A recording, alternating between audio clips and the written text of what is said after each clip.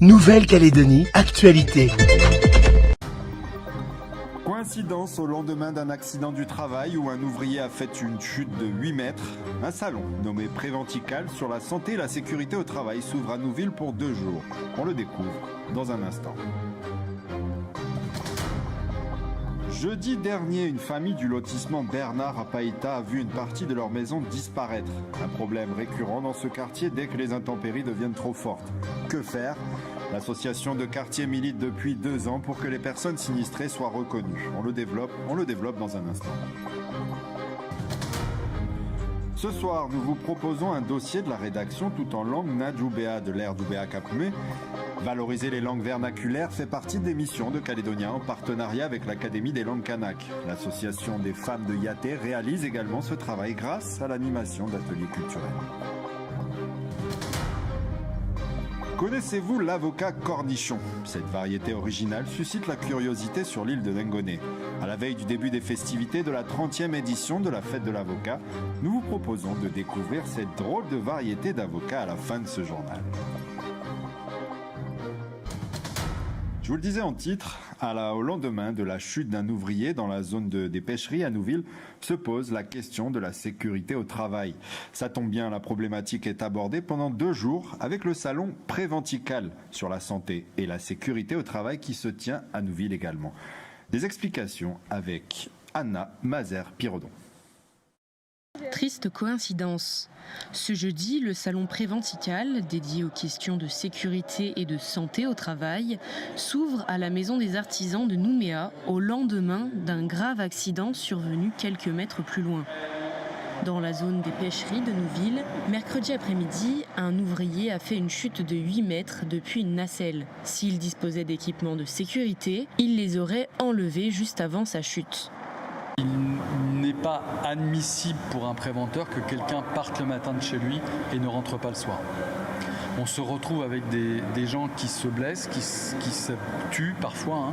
On a, en 2022, il y avait un peu plus de 76 000 salariés et ils ont eu 3 221 accidents du travail et on a eu 4 morts.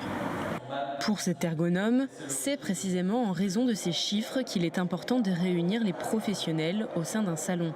Car bien souvent, un accident tient à la prise de risque de l'employé. En matière de santé et sécurité au travail, on peut dire qu'il y a 3 volets. Il y a l'engagement de l'employeur, les équipements que cet employeur met à la disposition des travailleurs pour l'accomplissement de leurs tâches. Et malheureusement, il y a aussi le comportement, ou en tout cas en 3e volet, il y a le comportement individuel de chacun. Chacun a le devoir de prendre soin de sa santé et de sa sécurité au travail, ainsi que de celle des autres personnes concernées par ces actes ou omissions. De sorte qu'il y a toujours des comportements qui sont des comportements à risque, à partir d'éléments dangereux comme une nacelle, une machine ou autre chose. Et c'est comme ça que survient l'accident. Or, prévenir l'accident coûte souvent moins cher que de le guérir. C'est en tout cas ce que veulent démontrer les professionnels du salon.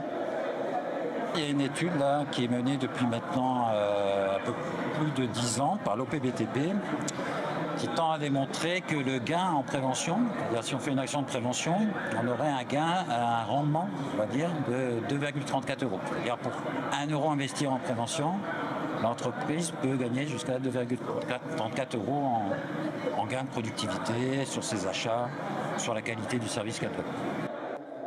En 2021, la CAFAT a dépensé 3,3 milliards de francs pour les accidents de travail et les maladies professionnelles. Les entreprises dépenseraient, elles, 3 à 4 fois plus en coûts indirects. Et pour l'heure, la victime de l'accident la victime de l'accident du travail est toujours hospitalisée au Medipôle. Un visage fait son retour à la SLN. Jérôme Fabre, nommé directeur général de la société Le Nickel.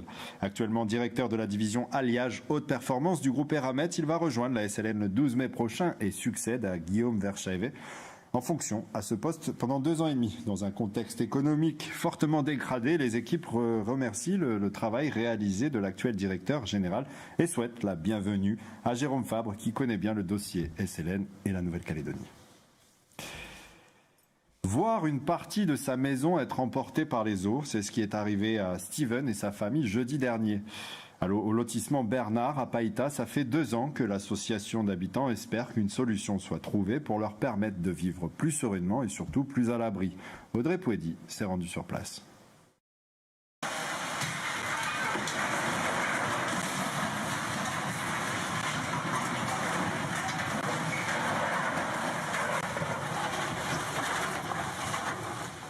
Cette partie de la maison, Steven et sa famille l'ont condamné depuis un moment déjà. Jeudi dernier, les pluies ont emporté ce qui était auparavant leur espace de cuisine. Steven et les siens vivent avec la peur au quotidien, celle de voir leur maison partir. Quand il y a eu les fortes pluies, on n'a pas dormi pendant quasiment 1 jour et demi. Même toute la nuit, on a veillé parce que le matin, quand l'eau a monté, donc elle débordait complètement, donc déjà la structure, elle bougeait déjà. Donc nous, on savait qu'à tout moment, elle allait tomber, elle allait basculer. Et heureusement que ça s'est arrivé le matin, parce que si c'était dans la nuit, on va être dans la panique générale, quoi. C'est toute la partie ici, tout est tombé. On n'a pu rien faire, quoi. Nous, on ne peut plus vivre dans la crainte, dans le stress. Et à chaque fois qu'il pleut, nous, on est prêts à partir. Les valises sont déjà prêtes, elles sont prêtes à partir. Je n'en démords pas, c'est-à-dire que je veux toujours me battre pour qu'on trouve une solution. Pour Steven et ses proches, hors de question de quitter la maison familiale. Malgré le risque, la valeur sentimentale du foyer les retient. Il faut dire que ses parents sont arrivés au lotissement en 1983. Est-ce que vous êtes capable de partir, de quitter votre maison ici? Non. Parce que la madame elle a parlé violent quand ici en 1983. Je lâche partir parce que c'est ma souillère tout ici en mon travail. Moi je fais tout ici, je ne peux pas partir. Ça nous fait mal au cœur parce qu'il y avait un moment où on s'est dit que peut-être qu'il faut partir et vendre ici, mais on ne peut pas partir comme ça. On ne peut pas partir et puis laisser notre maison. Un peu plus loin, Soane aussi ne se voit pas vivre ailleurs qu'ici. Jeudi dernier, avec les fortes pluies, un bout de son terrain a été emporté par les eaux. Depuis le cyclone Lucas en 2021, son petit bout de terre a perdu plus de 5 mètres selon lui. Tout là, le bas, c'est 200 livres. Emporté par l'eau. Et vous savez, ce pied de... Bambou? Oui. Sinon, c'est tout parti, là. Et tant peu de temps, là. Regarde, ça clignote, ça. Depuis le cyclone Lucas en 2021, Soane, Steven et d'autres résidents regardent quotidiennement la météo. À chaque annonce d'épisode pluvieux, la peur et le stress ressurgissent.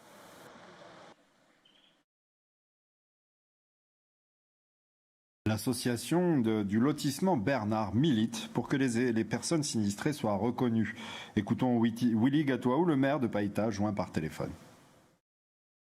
Ces familles subissent depuis 2 ans avec ces intempéries, situation dramatique. Le lotissement Bernard, certes, a été autorisé en 1970, sauf que les constructions du lotissement Bernard n'ont pas fait l'objet de permis de construire. Je ne peux pas dire autre chose aux administrés qu'ils habitent dans une zone extrêmement inondable. Le maire, il cherche des solutions en fonction des moyens de la commune, mais surtout en fonction des compétences qui sont celles de la commune. Je rappelle que les rivières et les cours d'eau sont de la compétence de la Nouvelle-Calédonie. Il faudrait qu'on puisse effectivement se retrouver autour de la même table, et éventuellement, si besoin, les provinces et l'État. Il faut qu'il y ait un mouvement collectif de toutes les... Outremernews.fr, le site de l'actualité Outre-mer, 24 heures sur 24 et 7 jours sur 7. Retrouvez la chaîne Outremer News sur YouTube.